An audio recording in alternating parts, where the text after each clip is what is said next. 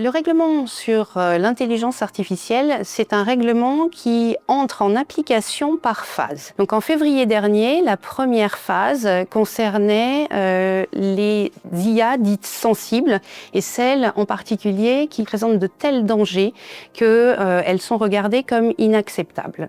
Le second volet, qui est entré en application le 2 août, concerne pour sa part plutôt les LLM, donc les Large Language Models, et impose à ceux qui publient, qui mettent sur le marché des outils dits LLM, des obligations de transparence.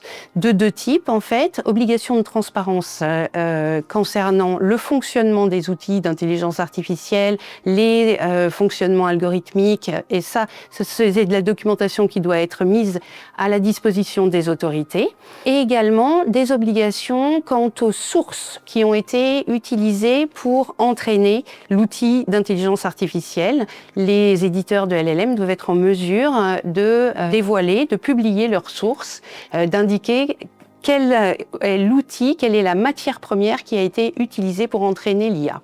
Et puis, autre volet de ce second volet, c'est la désignation des autorités compétentes par les États. Donc, chacun des États a eu à désigner un certain nombre, une ou plusieurs autorités compétentes. Et l'État français a fait le choix de désigner 3 autorités compétentes, la DGCCRF d'une part, la CNIL d'autre part, et le Défenseur des droits en troisième lieu.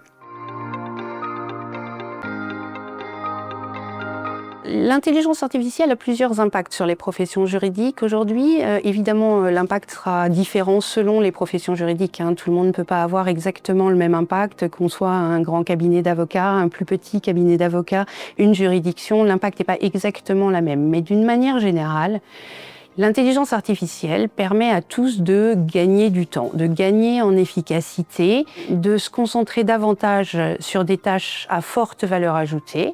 Mais ça ne dispense évidemment pas les avocats, les notaires, les juristes d'entreprise, les juges de leurs responsabilités. Ça ne les dispense évidemment pas de contrôler tout ce qui est généré par l'intelligence artificielle. Ça ne les dispense pas de se former, bien entendu, et de former leurs équipes.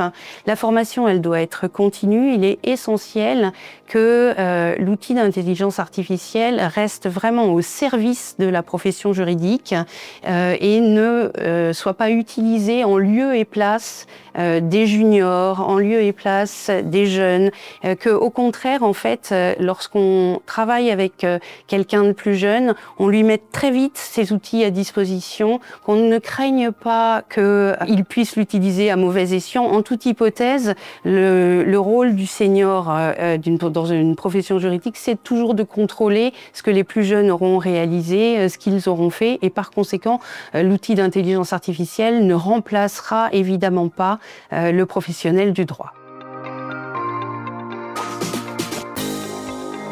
Je pense que l'encadrement de l'usage des outils d'intelligence artificielle au niveau réglementaire et législatif existe déjà. Le cadre, il est déjà posé par le règlement intelligence artificielle, il existe également dans le RGPD, et toutes les règles déontologiques qui s'appliquent aux professions d'avocats ont vocation à s'appliquer à l'usage des outils d'intelligence artificielle. Mais ce qui est extrêmement important, c'est que chacun à son niveau s'empare, et chacune des entreprises, chacun des cabinets s'empare de cette problématique d'usage des outils d'intelligence artificielle pour l'encadrer, c'est-à-dire faire en sorte que cet outil reste au service de la profession et faire en sorte que l'outil ne soit utilisé qu'en parfaite transparence vis-à-vis de tous ceux qui sont concernés par les décisions qui pourraient être prises ou les conseils qui peuvent être donnés par les outils d'intelligence artificielle. Il faut faire en sorte